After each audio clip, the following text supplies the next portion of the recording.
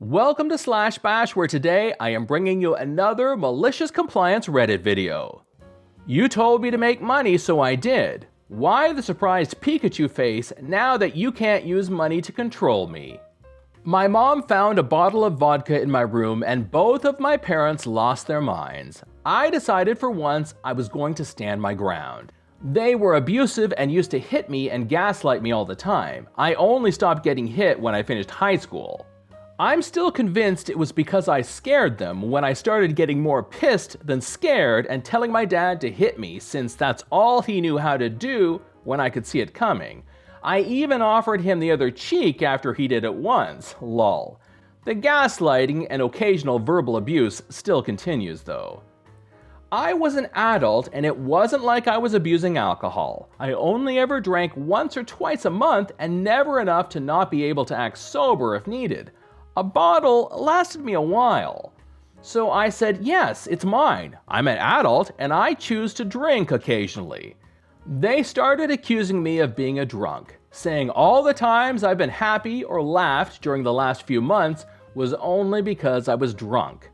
They then moved on to accuse me of probably smoking crack and other hardcore drugs. They had previously found some weed before, but that's a whole crap show of its own. They said I choose to be a bad girl and to do this crap when there are girls that don't. I bet the girls they're thinking about drink more in a month than I have in my whole life. Finally, they said they were going to cut me off and pull me out of school. Lol, it's university, since they were paying for it. At the same time, they have been actively discouraging me from working so I could focus on my studies. I have had part-time jobs before and they always encourage me to quit. My dad had his name on my bank account and had previously emptied it of what I consider to be a significant amount of money. It consisted of insurance money I received from being injured in a car accident as a child when I turned 18, and money I earned working summers at our family business. That was related to the weed incident. They probably planned to do the same thing to me again. My parents said that they weren't going to pay for my university. They said that if I was going to drink and do bad stuff, then they weren't going to help me with school and that I had to drop out, make my own money, and get out. They wanted nothing to do with a daughter like me. My dad also made it a point to say that it didn't matter what happened to me and said he doesn't care if I die of a drug overdose or COVID. It was the last thing he said to me before giving me the silent treatment for months. They weren't actually going to kick me out. It was all mind games. They expected me to crumble, resorting to begging at their feet to stay while swearing I would never even look in the direction of liquor again because they knew I was financially dependent on them. I knew this because public appearance and reputation meant everything to them. They would have to explain to our relatives and their friends what happened to their daughter who no longer lived with them. Moving out isn't as common in our culture. Plus, when I resorted to holing up in my room after the verbal abuse and not leaving for days unless everyone had gone to bed so I could eat, my mom had come in demanding to know if I was going to listen to them and not do bad things ever again. Laugh my butt off. They wanted me to beg for forgiveness and to admit that what I did was wrong and that I would never do it again. But I didn't beg. I gave her the bare minimum response to get her off my back while replaying the crap they said to me in my head to keep my anger burning, which motivated me. What they didn't know was that I wasn't just holed up in my room avoiding them until things died down. I was doing what they told me to. Making money. Not just money, but money they had no access to. Over the last few years, I had been writing a book online and posting chapters for people to read for free as a hobby. I was the quiet kid who was a bookworm growing up, and I still am. My mom didn't like how I used to just sit quietly and read instead of interacting with the family that bullied me for being a fat child. She was always telling me to stop reading. My love of reading and not being able to stop daydreaming and creating stories in my head had me turn writing into a hobby. I started writing a book in my free time without expecting it to go anywhere, posting it for free on Wattpad. I was content with the little boost I got from reader comments and votes I got each time I updated a chapter, even if it was once every few weeks or months. Even the fans harassing me for updates made me feel good because it told me they enjoyed my writing.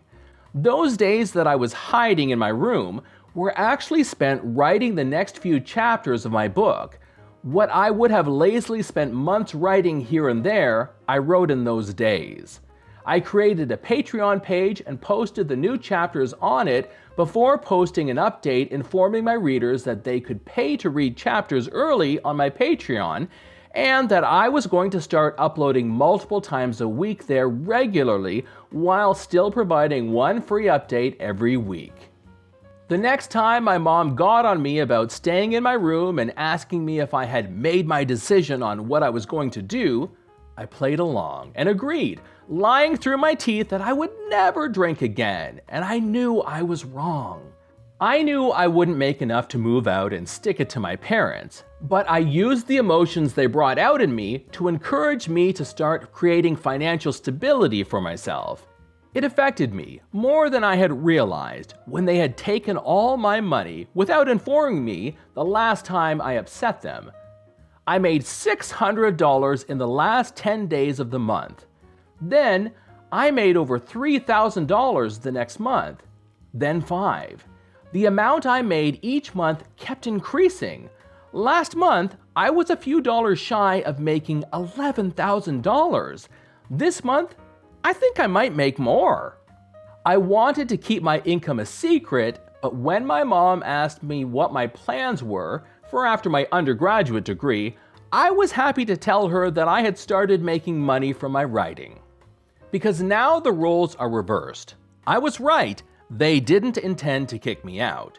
It was clear after the last argument I had with them, where I made it known that I didn't have to live here and put up with their crap.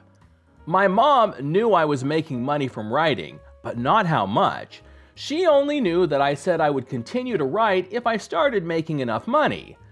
I had never seen my mom backtrack so fast.